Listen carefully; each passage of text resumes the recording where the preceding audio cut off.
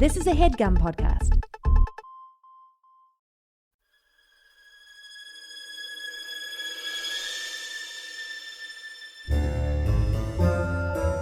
Oh, yeah. Welcome to A Funny Feeling Podcast. I'm Betsy Sidaro. And I'm Marcy Jarrow. This is a podcast where comedians tell us their paranormal experiences, and we listen to yours as well. Oh, yeah. And if you have one of these paranormal experiences that you want to share with us, please email it to us at funnyfeelingpod@gmail.com. Now get cozy. And prepare yourself to be scared silly. This is a Funny Feeling podcast.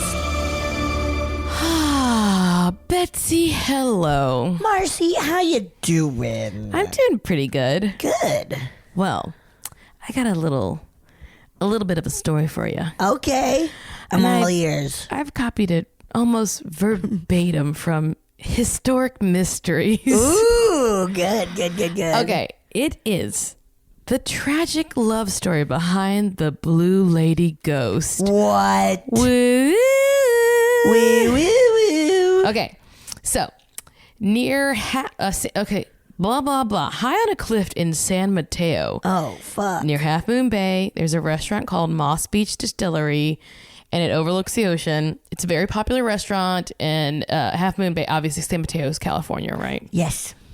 Just for you non-Callies. Okay. Half Moon Bay, I believe, is where they filmed The Fog. Yeah. And Halloween 3.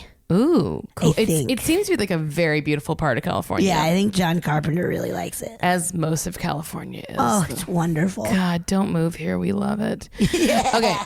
So it's a place where diners flock. It's a lot of good food, good wine, spirits, and ghosts. Spirits, but like booze? Booze. Yeah, But then a distillery. ghosts. Yeah, it's a distillery. Okay. So it's most famous for one of its most notable unsolved mysteries in California, the story of the Blue Lady Ghost. Oh, shit. It's a little history about the Moss Beach Distillery. Okay. It dates back to 1927 when Frank Torres built the restaurant bar. He named it Frank's Place and turned it into a speakeasy because Hell that was yeah. during Prohibition. Fun.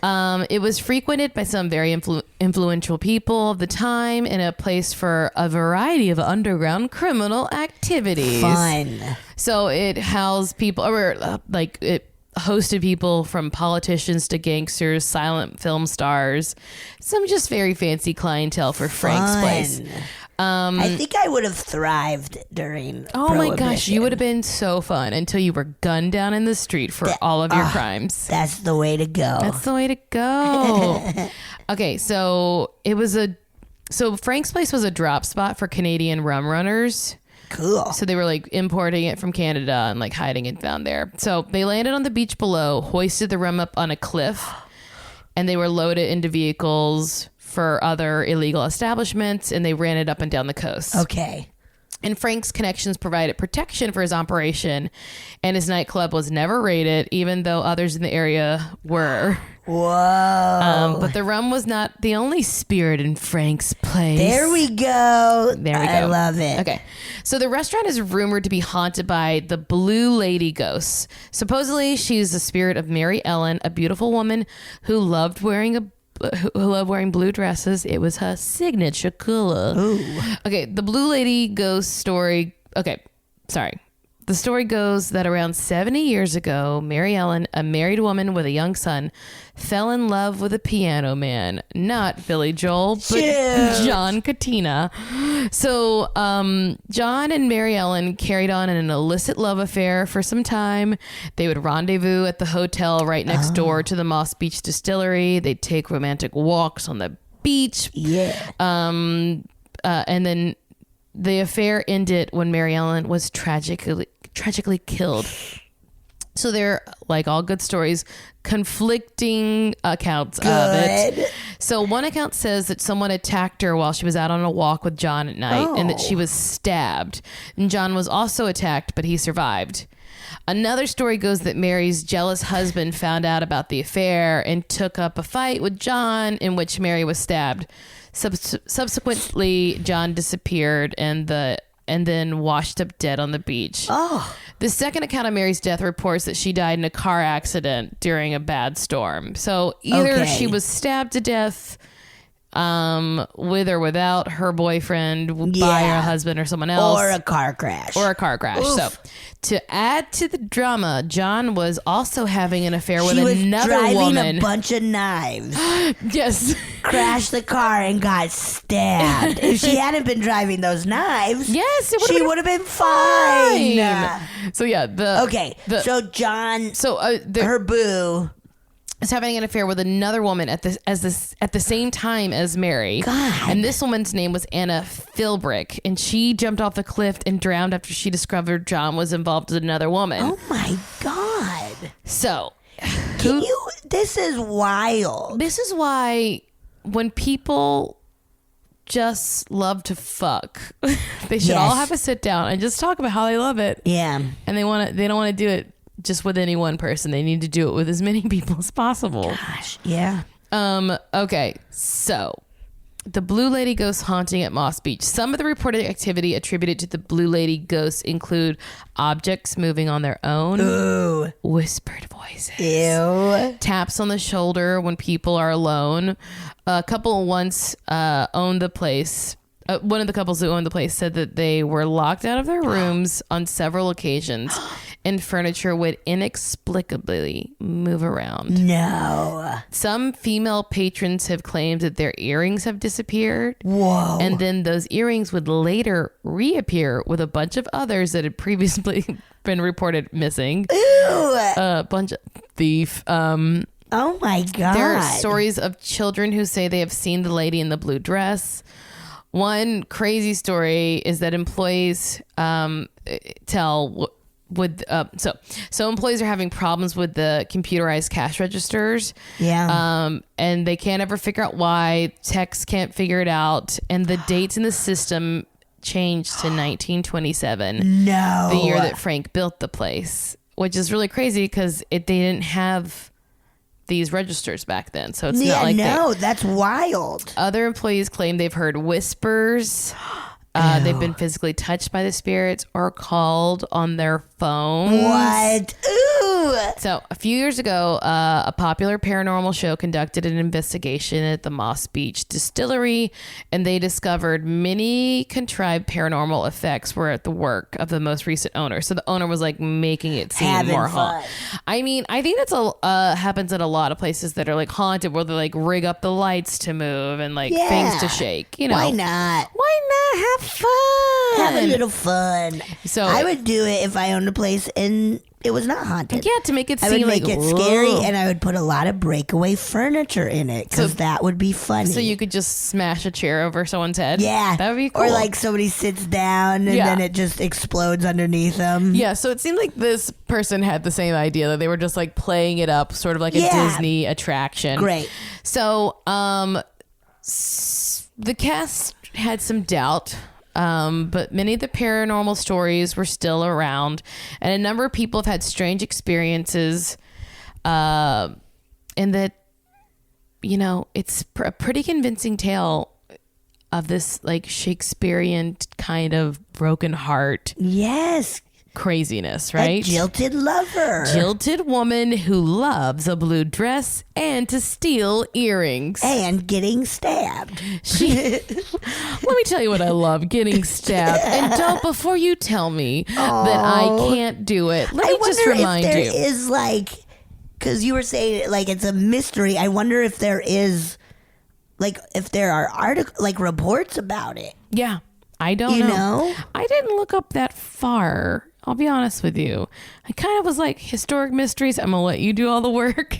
Yes. No, that's fair enough. That's totally fair. It does seem like a really cool place overlooking the ocean in San Mateo near Half Moon Bay. I would be interested in getting a drink there.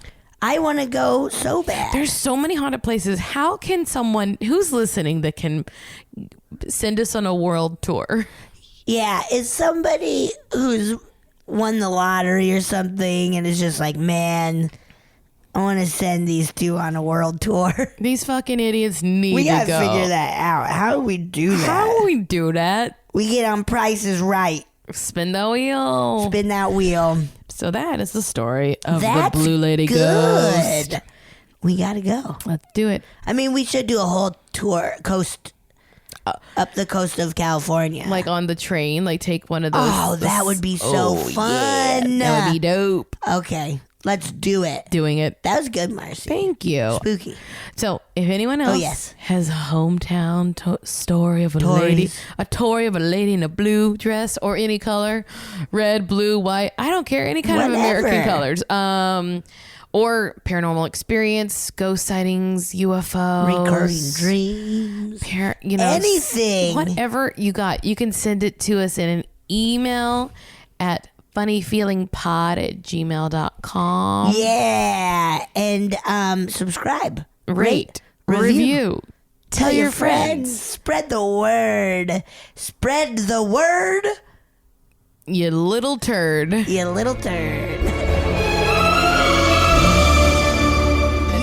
Are you excited about this? So excited, Marcy. Well, we're excited because we know him from UCB. He's one of the best dudes. One of the nicest, chillest, most fun guys. You can see him UCB Fridays at 11 p.m. with his team JV at UCB Franklin. He has written for Young Sheldon, People of Earth, I Feel Bad, Duncanville, Upload, and many more, I'm sure. Nick Mandernach. Hello. Yay. Thank you so much for having me. Thank Good to be with you guys. Thank you so much. Being here. Yes. Do you go by Nicholas in your professional career? I go by Nick, but my email is Nicholas. So at one point I did seem to think that was the more professional, correct usage. I can tell you, it's just harder. It is just harder, especially with like Mandernach. I mean, it's enough of an ask. My last name is enough. And then when you throw another 3 syllables on that bad boy, forget it. I think in my phone, for a long time, I had like Mander and then just like a bunch of consonants where I was like, I don't know what the rest of it is. In terms of my full name, who has the time? So Nick M, dude. Nick M. You are writing, but do you still like act? And I do a little bit. Just in case any like agents are out there. Oh being yes, like, absolutely, I do. Ooh, A song of my on. soul. No, I don't do a ton of it. I did just get headshots recently, which is kind of a big thing. I hadn't got any since I was 24. I think maybe since like Herald auditions, my first one or something like that. I was wearing an American Apparel chambray. I know exactly what your headshots look like. They are black. They are black and white. Yeah, I look like my own child. Yes, isn't point. that? You were I like, haven't gotten them in. Oh yeah. You're since I feel that time too, or Yes. like 25. Turned to the side, sort of like a half side, It's and so like funny. looking back at the camera. It's ridiculous. Yeah. So I did get new ones. Yeah. I'll say I do just love writing. I think like the writer's room and that kind of like salon feel and just like batting ideas around people to me is just like I was like, oh, this is what I want to do with my life. I think I was like I can live like this. I feel you're so good at that. Oh, thank you. Thanks. I mean, it's that I think those improv muscles, just like I'm so used to that of just like really listening to people and just like having fun and it's really is just like what I loved about improv practices back then is I get to do now all day, which is so fun. I will say that like I always want to act and do other stuff, but being in the right, there's such a security to be like, I have this job. Totally. And I fucking hate security so much. And then I like living on the edge, and then baby. like at table reads, you get to be like, I'll show how funny I am and what a good actor I am. I do love that of like writers then being offered parts. I love that. My stage direction reading is second to none. Ooh, wait, you read stage direction at tables? Yeah. Our boss does it. He likes to read. Are you going to for Duncanville? Oh, I don't know. Maybe. I did it on I Feel Bad, and I did just love doing it. That's so funny. Yeah. Okay, Nick, so we're going to get into it. Great. And we start by asking every guest. We have everyone except for maybe at 2. What, if anything, do you believe about the paranormal? I do not believe in the paranormal, but it does terrify me. Okay. I still have a friend. Okay, so there's a hint of what if this is real? Emotionally, clearly I do believe in the paranormal, just in terms of how scared I get about it. But again, on a conscious level, if I can differentiate that from my feelings, like I don't believe it. If someone's like, hey, do you believe in X, Y, Z, it would probably be no. Okay. Yes. Okay. Can I ask you, Yes. what kind of religious background do you have growing up? Presbyterian. My mom is a minister. My grandparents were ministers, and my great grandfather was a minister. So Protestant Presbyterian background. Yes. Okay. I don't even know what a Presbyterian does. I mean, Do it's they just give you it's grape juice? Grape juice. Yeah, Are they we don't like do wine. Methodists? I shouldn't. It's kind of in that. I mean, you're in the Protestant vein. Okay. I'll say I went to a very liberal Presbyterian church. I think we are in Encino.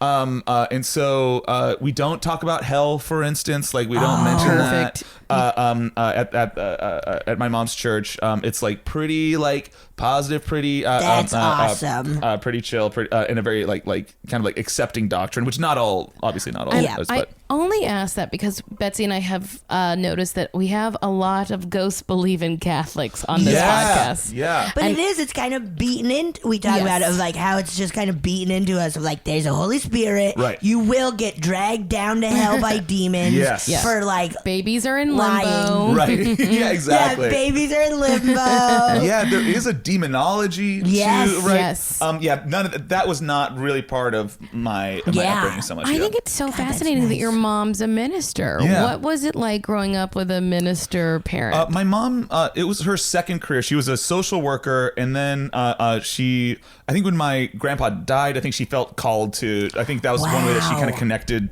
to him and tried to honor his memory. She went to seminary, so she was. Was he a minister? Yeah, he was a minister, and her mother too. She was one of the first women accepted to seminary. Oh my God, that's amazing! At Kristen, like theological. And your mom school. was like, "I already make so much money as a social worker. I'm Yes. going to clean up as a minister. Exactly. hell yeah, I'm promoting. Right. I'm going to try to get those big religion bucks." But that's what she always wanted to do. That's so amazing. And my parents were really involved in the church. I think it's a big part of their social lives. I realized my conception of church, much more than being theological, is social. Like this is where people go to make friends. That was kind of my experience. UCB is our church. Exactly. Yeah. Right. Totally. Mm-hmm. It's like kind of a way of finding like a small community in Los Angeles. I think. Yeah. That was my experience. People, supporting each other. That's really cool. Mm-hmm. So you're not believing in ghosts. You're not believing any of that. What about like aliens? Oh yeah, I could totally believe in aliens. Yeah, Good. Yeah. I wonder. It's interesting that they get that's part of paranormal. I think because it also seems like a branch of science. I guess it's kind of interesting. Like that. Yeah, it's like. It almost seems like when we say paranormal, you mean like things that like seem kind of weird, or like I don't know, but like I mean, which might include like I don't know, like how polite of you to be like aliens aren't weird, be nice. Yeah, I think so. That's what I would say. That is genuinely what I believe. Hey, aliens are not weird. Because it does feel like aliens are but we actually it has to be so true. It makes sense that it should be true, but we don't. Actually, we don't actually know that it's true, guys. The ocean, dude. That's all I gotta say. We fucking know because the ocean's got them. Can I tell you a secret? Yeah. All the aliens live in the ocean. Whoa. I believe it. Yeah.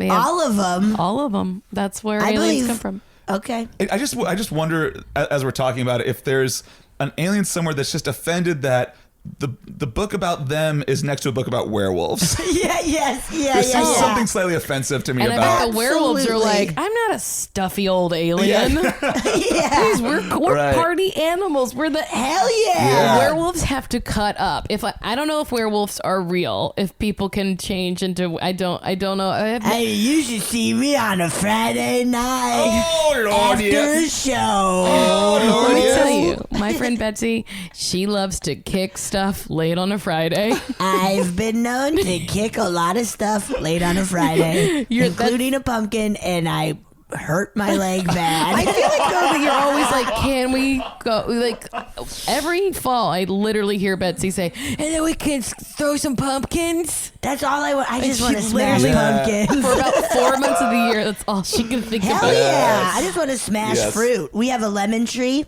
and I'm not going to lie. I've thrown them. Look, if you don't do it, then it's just going to be a bunch of rats eating them, right? Nasty. No, they like avocados, not lettuce. Okay. Don't worry. These are California rats. Yeah, they like the cados. They have these California rats have like waxed privates, but everything else. They're hot. These rats are gorgeous hot. dicks on these rats. Ooh, such big, good solid dicks. Rat dicks. But I was gonna say, I haven't actually asked myself, do I believe in were animals? And I don't know that I do, but I bet if they're real, they would be a Dr. Jekyll, Mr. Hyde kind of vibe about them. Yeah, right? Because you're a human. So during but then the day, the moon comes out. yeah. A full moon, and you turn into a werewolf. But I would imagine them to be like calm and cool, collected people. Yeah. And then they would be like, oh, yeah, they're, yeah. But I don't know if I don't know if I believe in them. We should do that as one of the openings of the history of werewolves to see what the what it is. What the fuck? What the fuck? What the fuck? But yeah, so aliens probably, yes. That's probably, yeah. I think probably, yeah. What, aside from aliens, is there anything that you would like? I know we're gonna get into it with your story, but like, what else would you believe in? That like, there's a collective unconscious. Do you believe in like, I don't know, like I know that's interesting. Like when you mention that, I guess maybe not strictly, although I can see some like emergent property of like society and culture creating something kind of like that. Like that I think you could probably phrase that in a way that I'd be like, totally. You know, I could. There might be a way that I understand that, but I'll say maybe because I feel like as a anxious and imaginative person, I will say that a lot of my and also like my Christian upbringing, which again wasn't even super like strict, but I will say that the belief in paranormal to me makes me feel anxious and makes my mind go to hell. I just something about all of it, that there are these like secret worlds within world, like something about that just draws my brain and like the way that I think in a very negative way. So like the possibility of all these things are just sort of like so unknown that they're scary. Yeah, I think there's something that there are unknown forces at work shaping my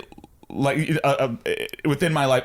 There's something about that I find I hear you. It's very scary. Yeah. As for me, I like go so far into it that I'm like, well, it means that a lot of stuff is possible. So it kind of gives me like a lot of relief to be like, well, things can change really fast. Yeah, I will say this podcast has made me start to look at it way more positively. Because I don't want to see a ghost, because that shit's scary. Yeah. But like the more and more stories I hear, I'm like, oh, but it's mostly positive. Right. Yeah, right. It's kind of not all like doom and gloom and scariness, but and it's kind of nice to be like, oh, maybe there is something. Right.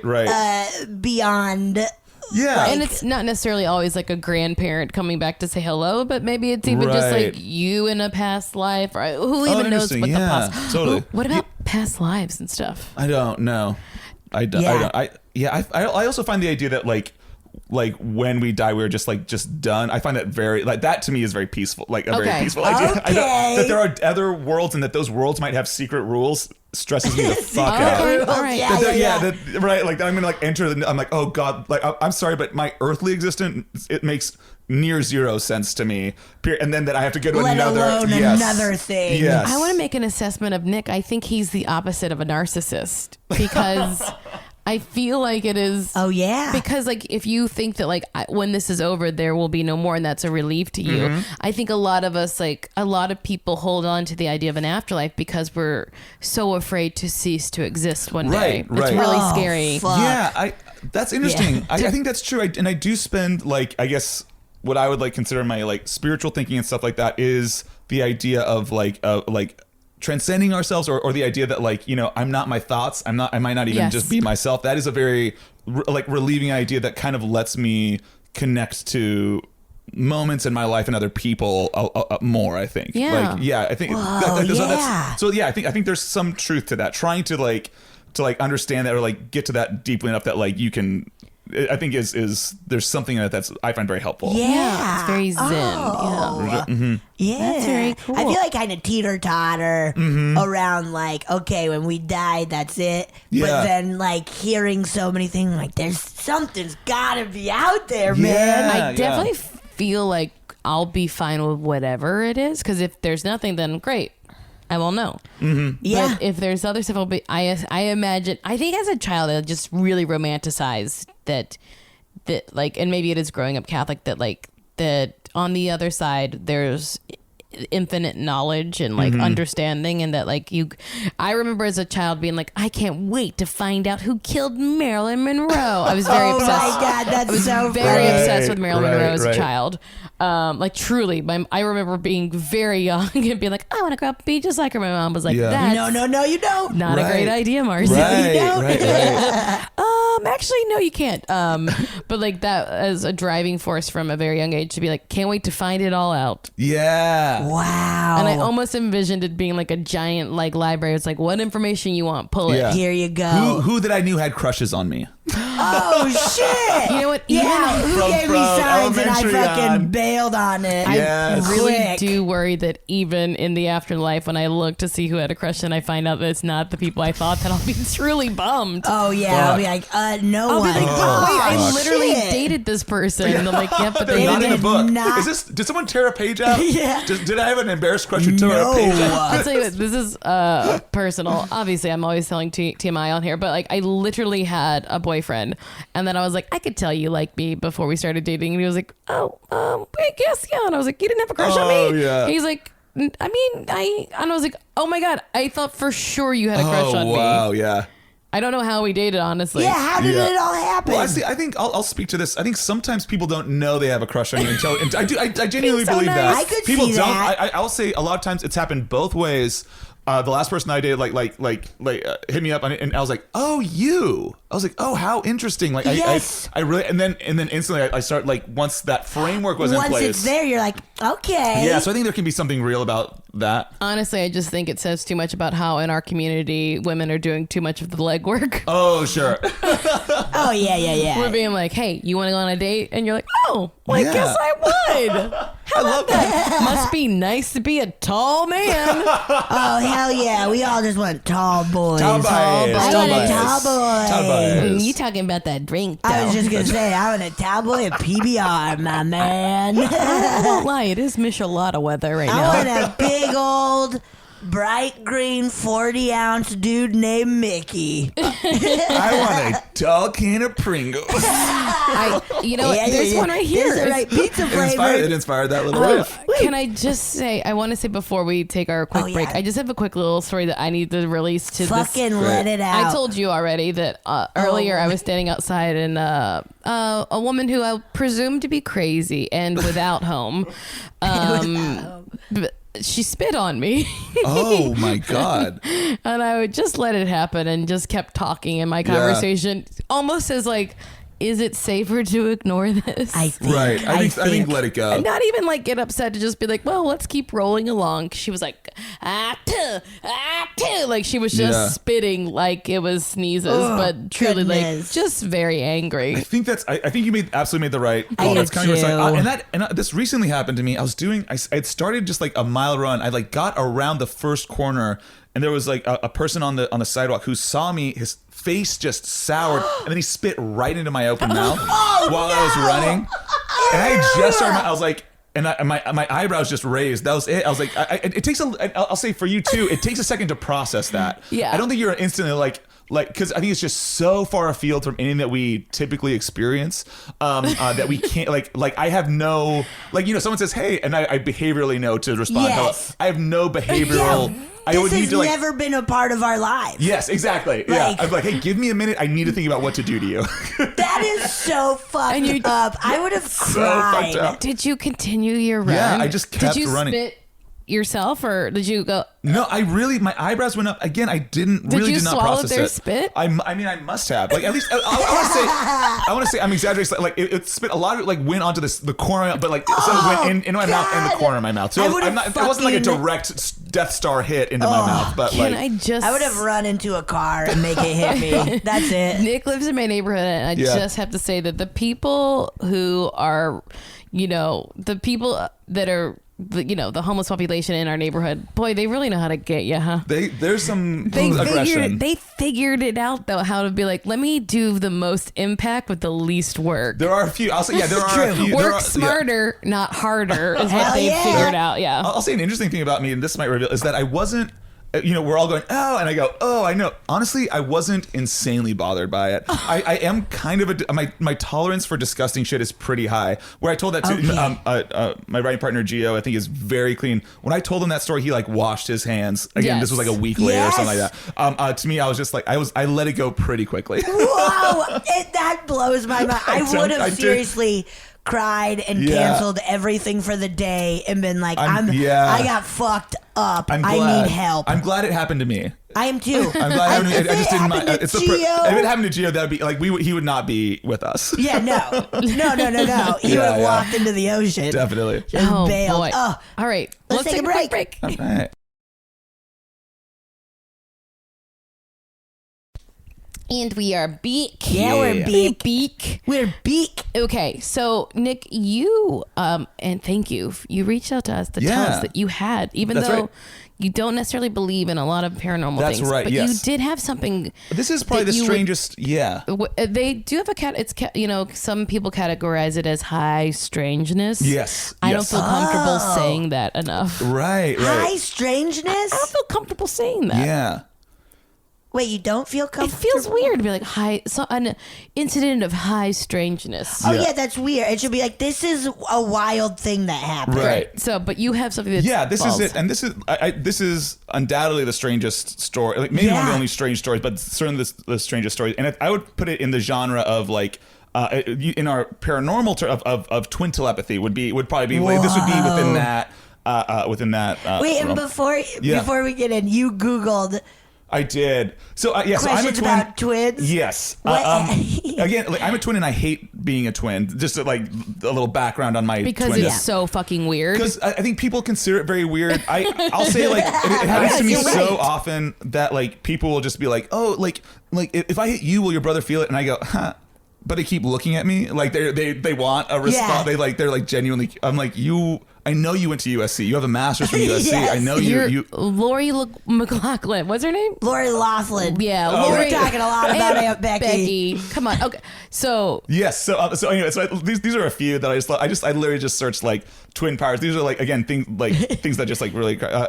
First result. Do twins have powers? Do twins really feel each other pain? We covered.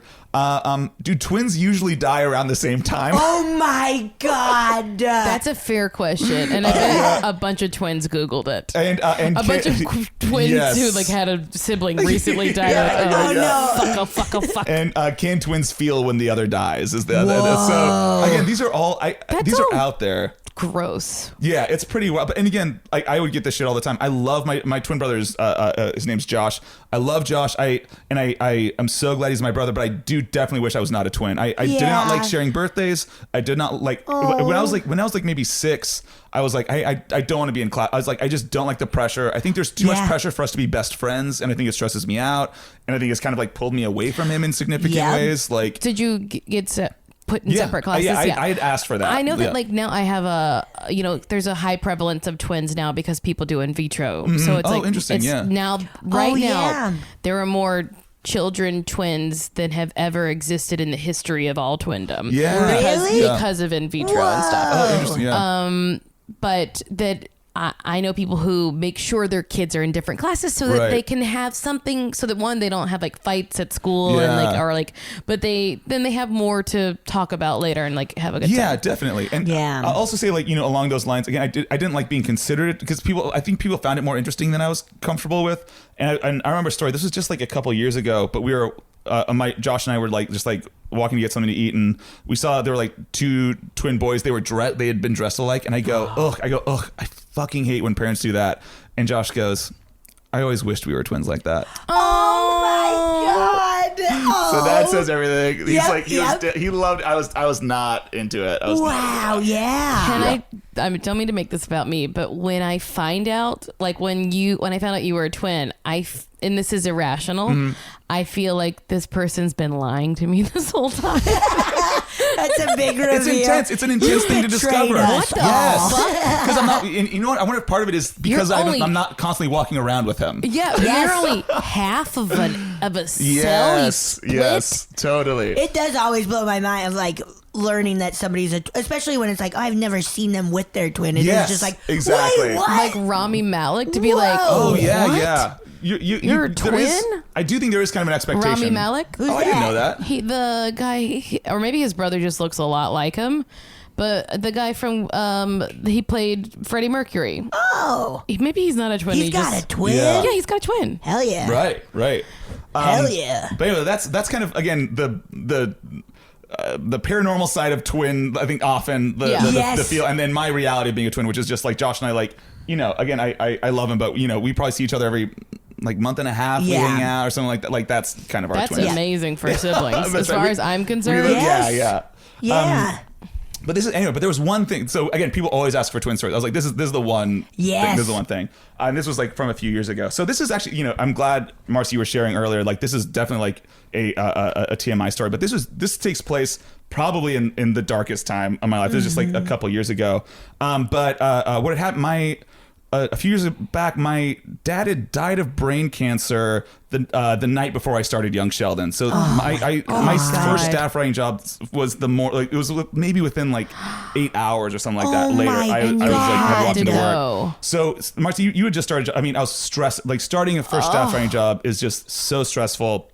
And then on top of this, while I was like writing story ideas to bring it, like that was in the ICU with my dad. God, well, you know, Nick. yeah. So it was. That was. Oh my God. Obviously, I'm so sorry for your loss, but also like that pressure is like. Oh yeah, it was. And to not let yourself grieve is so terrible. It was, yeah, tough. I definitely went in. I'm still not sure that was the right idea, but I just went into work the next morning and all that, and just again had an insane. Did you even tell anyone at work? You know, this was interesting. I had kind of like. I talked to my mom out, and what I came to was like, I'm not going to lie about it. If it comes up, I won't lie about it, but I'm not going to bring it up. I just didn't feel comfortable. Again, I'd literally never met any of these people. This was cold, and this is like fucking a Chuck Lorre show. Whatever. I'm not. It's whatever. huge. Yeah. And so, not even just huge, but like just like the tone of the room. This is not a Feely Carey shit. This is whatever. But what had happened at the first day of break, I'd mentioned a story about like my mom, and then one of the like at the break, one of the writers, she came up and she was like, oh, that's like you'd mentioned your mom, like is like do your parents live around here? I was like, oh yeah, my mom's live around here. And then she goes, she just happened to like step into every. She goes, oh, like is she divorced from your dad? I go, oh no. She goes, I'm so sorry, your dad died. I was like, yes. She goes, when? And I go, and I was like, last night. And then she just looked at me and she was like I was doing a bit. I was like, she was like, what do you mean? She's like, no, really. I was like, literally this happened 8 o'clock last night. And so she had literally just like, again, happened to ask the direct like flow chart of questions that, and so she knew. She was I think the only person who knew. And she like, oh my God. It was interesting. Like I was not crying, but she just started crying. She was like, oh my God. So that happened. And then, 2 weeks after that, my girlfriend of 10 years and I broke up. That had been happening.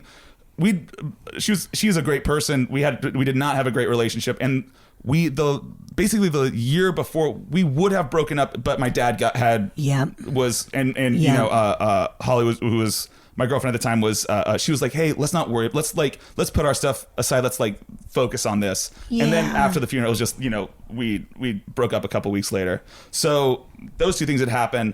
And then within a couple months, we were fired off of. They cleaned house on Young Sheldon. We were fired off our first stuff. So those three things happened within a couple months, and my mental health just collapsed. Like I think one thing I kind of have realized is I've had a very easy go of things. I think like my trajectory had been, I think, kind of golden boy-y. I did not struggle a ton. I think things had kind of worked out for me. My, had a great, indie improv team, did really well. Our show did really, like things had gone very well, and I was not used to this. Yeah. I was not used to that. So my mental health just collapses. And so my sleep goes. I'm sleeping maybe like sometimes 3 hours a night. Again, this has been happening since Dad and my relationship started. So this is maybe like.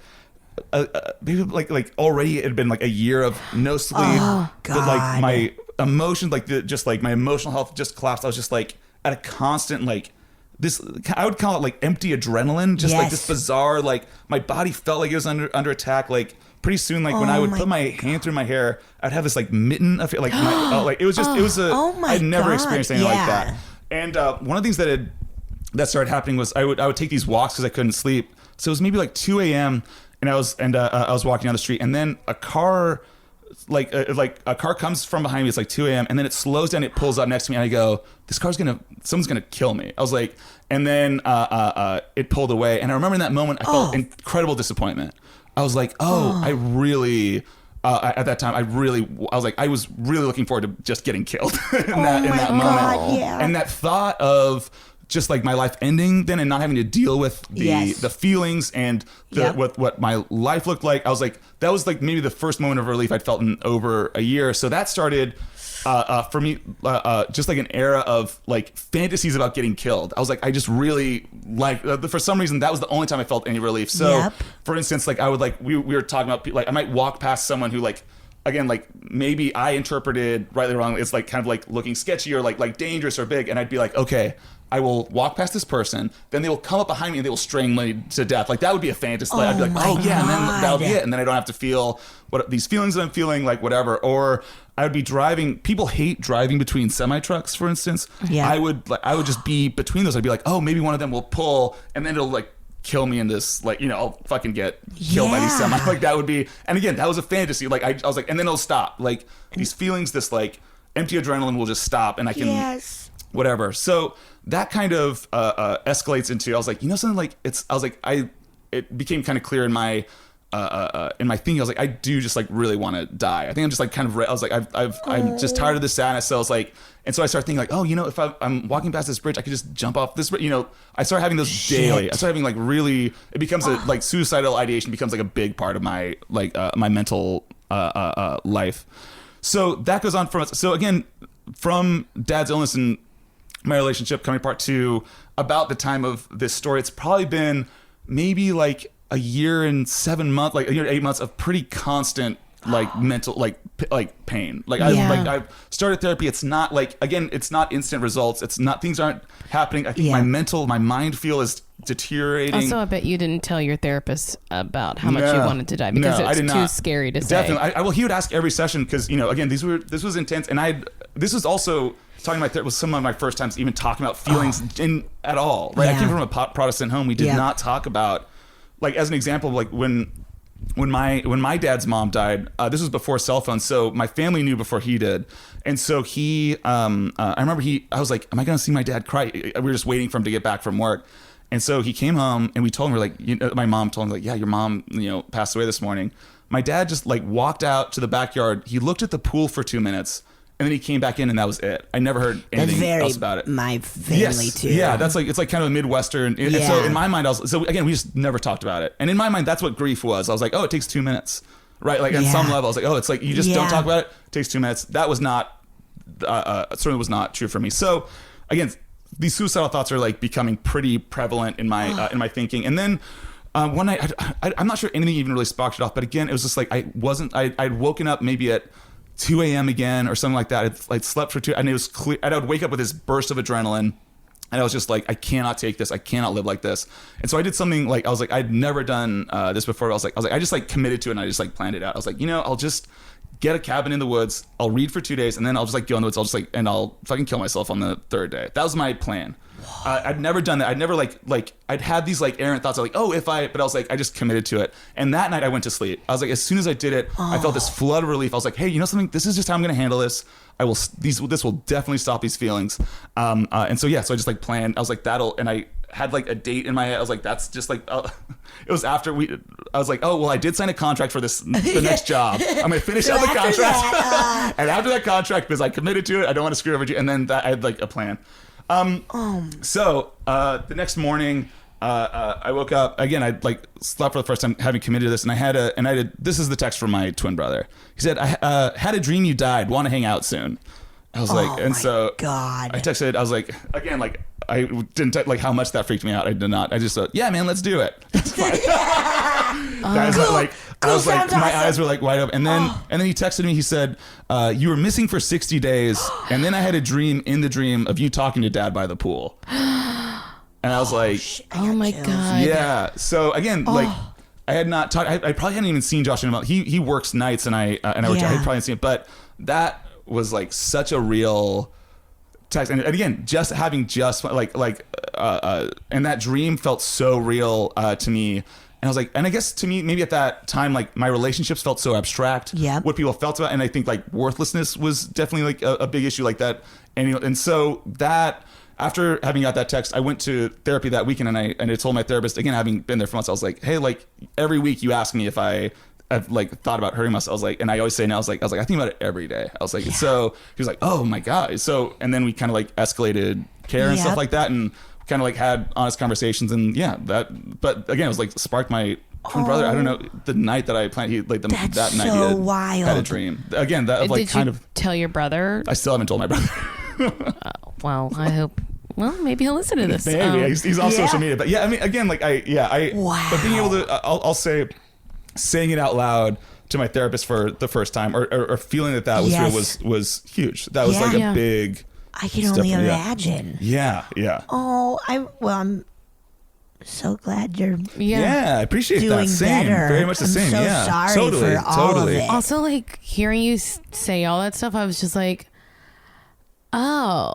That's like, I've had such long periods of the same thing. I can remember being on the subway in New York and just fantasizing about how I would die. Yeah. Like how someone would come on the train and kill us. And then like, and then like, then like, cause I've only had like moments, and I like literally never sought help during any of it. Yes, exactly. I felt really embarrassed. I remember feeling very embarrassed. Like, I think again, with these like Midwestern, like part of it, I think there is this idea of like I felt like I couldn't handle it. Like that was to me an indication that I couldn't handle it, that I couldn't handle my feelings and stuff like that. And so I remember even telling my therapist, like again, the one person I was bringing up to him, I felt like my eyes were I was just beet red. I was like, I could not believe that this was like kind of a pretty serious issue for me. Yes. At that time. So I think that's a big part of it. Yeah. I mean, I don't even know if I still have told any therapist that like that degree, except for like maybe like my psychiatrist now to be like, in the past, because it's only been because it's in the past. Yeah. Exactly. That feels safe. It feels safe to like, talk about that. Right. But like also like I will say for myself personally, like thank God for medication. Right. Because I think the losing the, I don't know, like whatever happens when you're going through mental stuff, like whatever chemical is missing, like having something supplement that, and then just feeling any amount of different, you're like, oh, I'm not in control of this. Yes. This is a thing I do not have full control over. Yeah. And to sort of give that over totally to doctors to help figure out. And then once you realize like, oh, this is something I'm not controlling, like for me, it was such a relief when I got on medicine and it started feeling so different, and then I was so willing to try other stuff because it took me 4 it took me 4 medications in 2 years to figure out and I'm on something now that I'm like, let's hope this works out, but like like after talking to my doctor, I'm just like, she was like, I think you may need care for the rest of your life. And I was like, that's a relief. I think she thought it would scare me, but I was like, I think it's a relief. No, that's a good thing. It's a relief. And to know that like, she was like, look, maybe things won't always work out. Like this medicine won't work forever, but she's like, guess what? There's never going to be a shortage of new medication. Like we can always try something else. And that is such a relief to know that like, and I will say, like, I don't know, like, you got more mental care. Like, I've been going to therapy too, but like, for me personally, like, the big worry was what happens creatively. Sure. And I feel like I'm better than ever. Right. Even the medications that weren't working out great, like the one that I almost shit on. I was doing an ass cat and I almost shit on myself. Was I there? No, but Gabrus was, and I was like, I feel like Gabrus will never let me live this down. Although he's very nice, but I was like, I'm going to shit on stage right now. Did you leave and take a shit? One show, no, I just held it till intermission. Oh, but I was like, oh, you gotta go, and then I just started holding it, and then I was like, no, I'm gonna do another scene. Right. And then another show, I was like, I literally whispered to someone on the back line, are we having an earthquake because I was having bad side effects from medicine. Whoa. Well, it's good to know too that a lot of these are it's a process. It's not like you're not starting at an end line. A lot of it is just like, hey, like how does this feel? We can make adjustments. It's not a thing of like it's not yes or no. It's not right, taking exactly. aspirin. Right. It's not just like one or it's not like and like it takes months. Like even like I just started on Wellbutrin, which I'm liking a lot.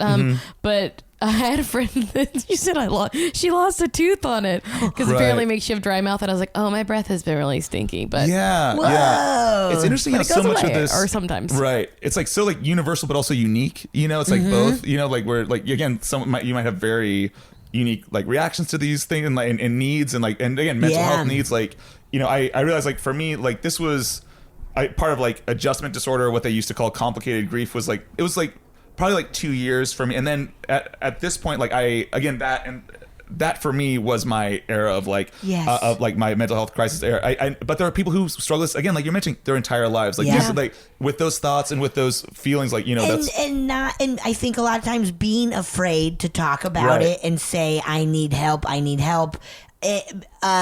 then realizing like, oh, I didn't ever have to feel like this. I had that with like anxiety my whole life, but I didn't know what it was. And I was scared to tell my parents because I was like, am I crazy? Totally. And then I finally got put on some medicine for it, and I was like, whoa, I don't have to constantly feel like this and think I'm gonna die. Cool, man. I want to ask you, so now this time has passed. You had this instance with your brother. What do you think that is? I wonder if on some level, I'm sure part of it, and having experience with him, he was grief. I think he was maybe in some ways in terms of functionality, he was hit hardest. But I wonder if part of it was maybe some projection or empathy. He was like I am like he was maybe feeling was feeling that low, and also again I hadn't. I wanted to be like maybe he noticed like the shift or the relief that I like. Sometimes there is that moment of like. But again, I hadn't seen him. I don't know. We were. I think because the two of us had like shared. It was it was our dad. I think. That might have been part of his like he was. I know he really really struggled in that time. So do you think part of it is just like similar situation and coincidental timing? Might be, yeah. I mean, again, that's the way I think. But again, it is just when you talk about high strangeness, I love that feeling. But that is this feeling of just like if so, again when you mention like do you believe in the prayer, I'd be like no. Okay, but it's like it is. That's the feeling. I'm not saying that's like my framework for thinking about it. Which I would say my framework is coincidence. But there is the emotion behind it is just one of like of strangeness and of like. I mean, I can't stop myself from thinking that like when we think about how DNA is made, that like molecules can be in similar arrangement in families. That those are just like little parts of our makeup that like why can't feelings be the same too? Interesting. Like, like literally that like okay, so we have some like little like we have similar hair, like that's even crazier than to think that I can share some of your emotion with you. To me, at least. Right. Maybe like similar inner lives. Like maybe our inner lives have some genetic component. Yeah, or just like a bit like someone who's been like you were literally in the same womb at the same time. Right. To think that like I don't know, maybe there is a more like a brain activity connection with someone else. Yeah, maybe. I wonder. I mean, again, when I talk about and when I feel through this story, that is that feeling of just like of like it just doesn't. This doesn't mean it's not coincidental, but it doesn't have the feeling of like again. I look for more for more in that, and obviously it's also just a profound personal moment like of going from like really like having been disconnected most of things to connecting to one person. That's a powerful feeling, I think, of like feeling a moment of connection, a moment of like of caring and be able to connect to that is there's something powerful beyond like he happened to also have had a dream that night. I don't know. Yeah. Well, also, thank you so much for telling us. Thank you so much. I think like talking about mental health is so important, and I really do think that like part of what like inched me towards getting help was like hearing My Favorite Murderer, Georgia and Karen talk about it. And literally hearing an episode of You Made It Weird where Thomas Middleditch talked about getting on like mood stabilizers. Right. And it didn't make me like do anything immediately, but it started planting seeds. I think it normalizes. I'll say, when I reached out to you all, again, this was a strange story that I'd not told anyone really. Again, it's just like a very hard time, and talking about it just feels weird to me. But I had a friend. I have a friend who's like kind of going through similar mental and those similar like ideations. And at one point he's like, "Hey, I'm so sorry to lay this on you. Like, I don't know if you've ever felt like this before." And that killed me. Where I was like, "Why didn't I talk to him? Yeah. Why didn't I tell anybody? Why didn't I? Yeah. And because I think one of the things that I realized is maybe not on this point, which I wasn't talking about that, but when I started talking about my feelings and my sleep issues and these insane, or telling friends like, I keep thinking that there are hospitals and walls, those weird things. Like, what I didn't know I was doing was I was also creating space for them to come to me when things were hard for them. Like those are the people who then were like, I think I was like, I did not know that I was modeling what it was like for, to them to come to people and let them know when things aren't super fun and you're going through that stuff. So again, that's been my realization is like, oh yeah, there is just a virtue. And again, coming from a Protestant Midwestern home, like that is new to me. The idea of just being like, and being like, I think that like guys aren't as, comfortable and willing sometimes to like really put their feelings out there to someone. I mean, I say that as someone who like that's all I talk about in therapy is how I'm not like super willing to like lay my feelings out for other people. But there's a lot of notes in my house of like giving my mom a note being like, I'm feeling this way. Oh my God, what a lovely way to even have that to do. Like I would never tell my parents a damn thing. Yeah. I don't know why. I mean, part of it is modeling where, and again, I understand where it comes from, but in my house, we never talked about our failures. I can't imagine my dad coming home and being like, I really feel like I messed up at work today. I can't imagine that. I can't imagine, and again, I understand where that's, that you want to create a sense of security, but part of it also is like, it to me was not, again, when my dad, his mom dies, he just looks at a pool and then like, that's it. Like grief was not modeled to me. Sadness was not modeled to me. Like, and how to like talk about that we just didn't talk about it. So I mean, it was a very civil home. Like I had like a great upbringing. I think a lot of my positive traits I attribute to that. But it was just like, it's interesting. It was only when I started like dating people and going to their house and like they would just scream at each other. Why do you do? And I remember my girlfriend was like, there's a screaming match in her house. My girlfriend was humiliated. She was like, I'm so sorry you saw that. And I was like, you guys tell each other what you're feeling. Holy shit. That's like I was floored. I was like, you guys know what's going on in each other's lives? That is crazy. It just was not that. It was just, they're different styles, but like, it's just something to be aware of. Again, I can't imagine my dad just telling me like, it's a year on, I'm still thinking about my mom. He never mentioned her again. Oh yeah. Wow. Whoa. Yeah. Oh, thank you. That story's incredible. That was really amazing. Thanks for having me. I'm so glad you're I appreciate that. Same. Very much the same. Very much the same. I'm glad that you're down to start telling it.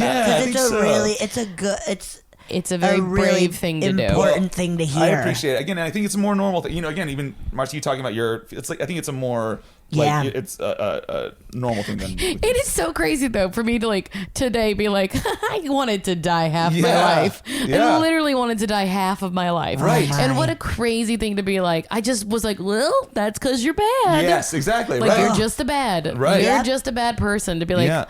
I literally would never think that about one other person. Sure. Yeah. If somebody even came people to you, who are truly bad. Yes. Totally. I still wouldn't think that they should die every single day. Right. Absolutely. Absolutely. So, and also that you can bring that to someone. Like, my other thought is like, people can hold it. I think to me, I often feel like those thoughts and those feelings are like curses that you are burdening someone else with, as opposed to like, oh no, these are things that we trust people with. And when people bring that stuff to me, my feeling is sometimes appropriate worry. Like that's fine, and it's fine to feel worried about people when we need to be, but also I feel trusted when people come in, and I feel again, I feel like, I also feel like, like this is the person that I might go to when I need it. Yeah. It's huge. For sure. Oh.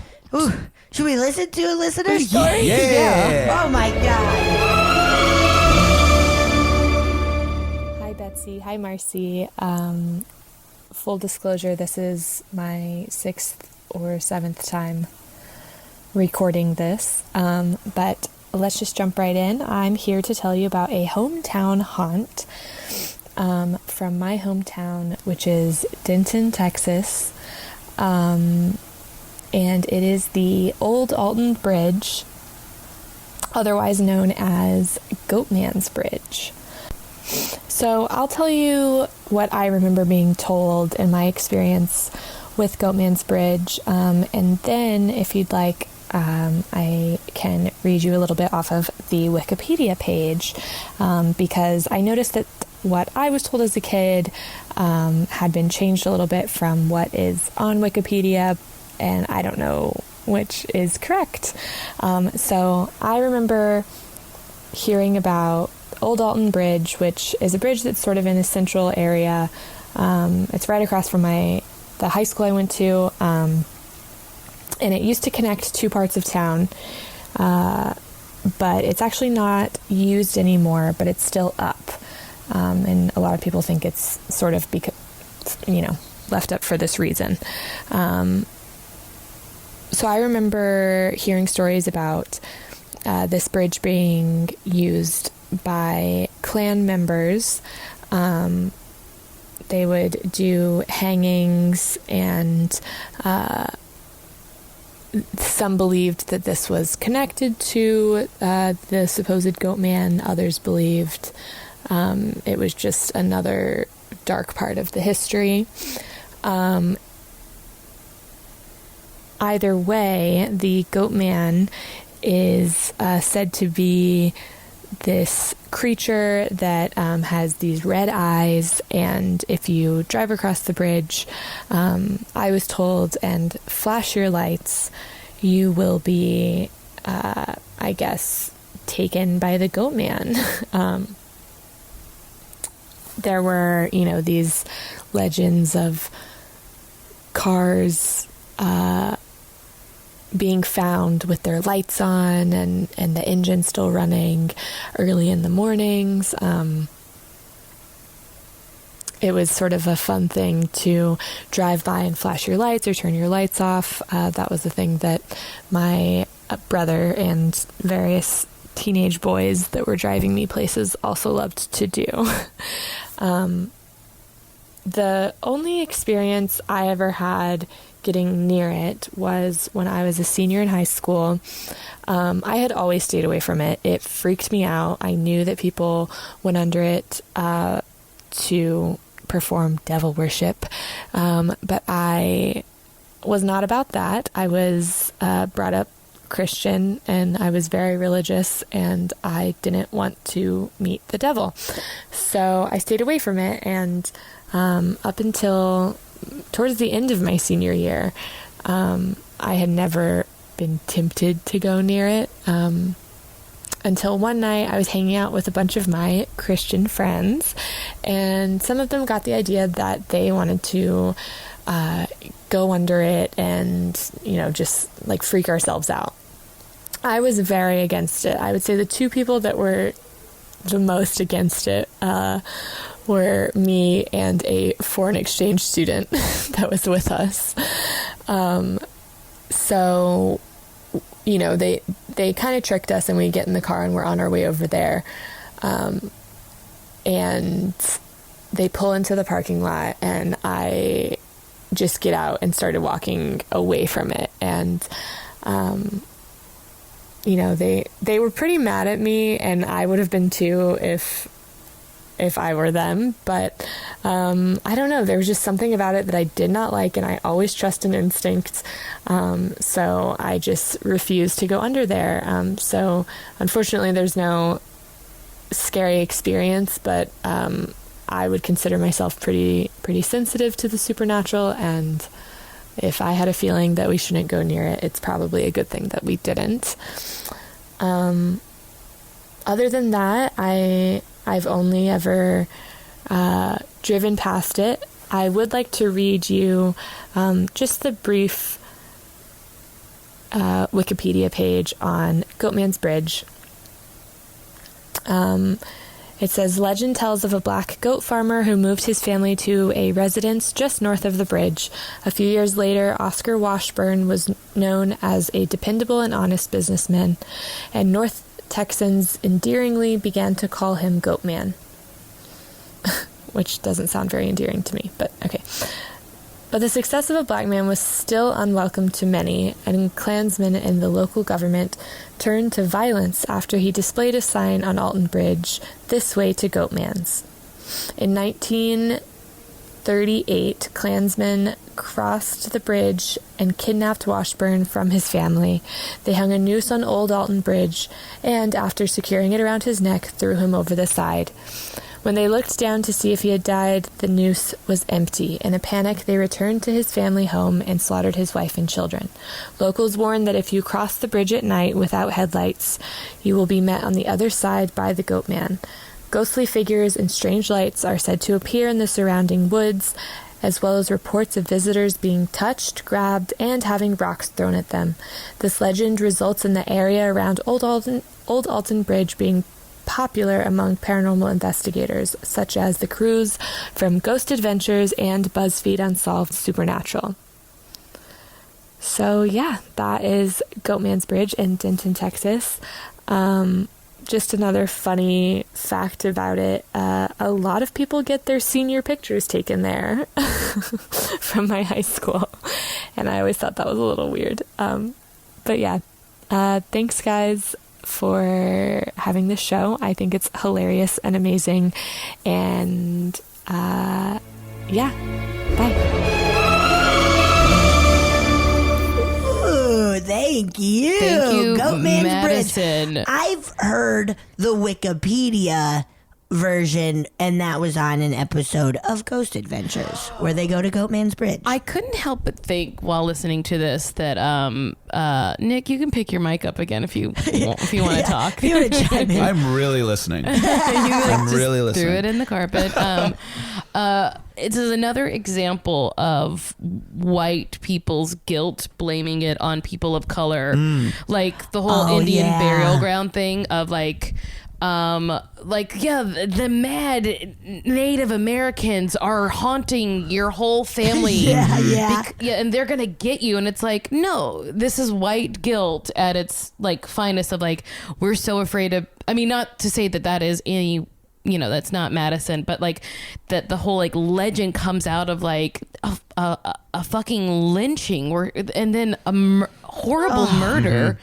And that the way that people can explain it later is that yep, there's evil that goes on here, and it's yeah, you did it. No, the evil is in men every day. Yeah, that's what the actual horror is. Right. Yeah. Ooh, I love that they all get their prom or their senior photos on this bridge. That is so funny. It's a very fucked up story, though. That's also, a very I fucked wanted up to know story. so badly where the foreign exchange student was from. I do too. I love that of whoever they were, just nope. Yeah. I could have used a little accent. I think to clarify where that's an impression or just something to help. You always want to do that. Let's say if you're going to mention that someone is different, explain how and do your best impersonation. We had a foreign exchange student from France when I was in second grade. And every single thing was just, I do not like. Yeah. Did she smoke? No, close. She was a cigarettes. fencer. And I was like, oh, cool, teach me how to fence. So we got sticks, and she just started beating me with a stick. Oh, and I was my like, God. I don't think this is fencing. Right. Just, I do not like. She was Beating us. Oh, God. Oh, man. Goatman's Bridge. Also, I think a great voice for... I think just really well narrated. Yeah, Yes. Madison did a great job. Madison, great job. In Encino, are there any kind of spooky local lore? No, I'm trying to think in my summer camp, I remember there was one where if you put a soccer ball on a hill, it would roll up. I think there was one High strangeness. Well, we High always strangeness. talk about Witch's Hill. Every town has a Witch's Hill. Oh, yeah, where you put your car in neutral. And it's supposed to roll up a hill. Right. Your handprints on your car or Yes. whatever. It's a very common urban legend that they're, Right. But yeah, everyone's got a place like that where you're the bad thing happens when you also in Denton, Texas. I'm assuming it's a smaller city than Los Angeles. I don't know the population. I mean, I think they're hosting the Olympics in 2028. Good for them. Good for them. But I would imagine that if anyone were ever actually harmed at a place, the whole town would know. It would be the front page of all the newspapers. Did I misunderstand the story? So they hung this dude, and then they got scared because he was missing, and then they just killed his family. Was something that like that. What is the? That's the Wikipedia one. I bet they killed his family in front of him.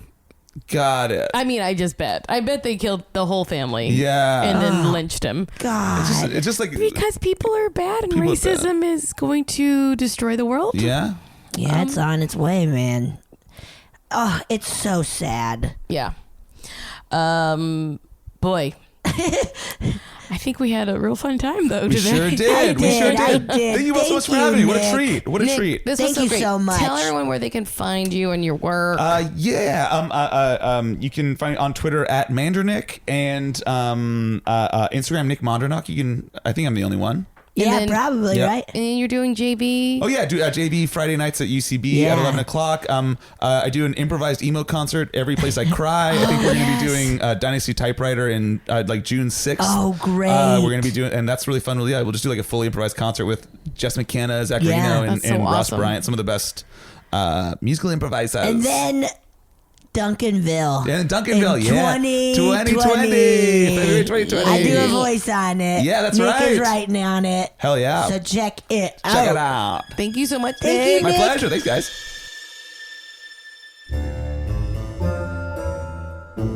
Oh, yeah. Thank you so much for listening to A Funny Feeling. If you have a paranormal experience that you would like to share, please send us a voice memo, or you can email us just a letter at funnyfeelingpod@gmail.com. I'm Marcy. I'm Betsy, and don't shit your pants.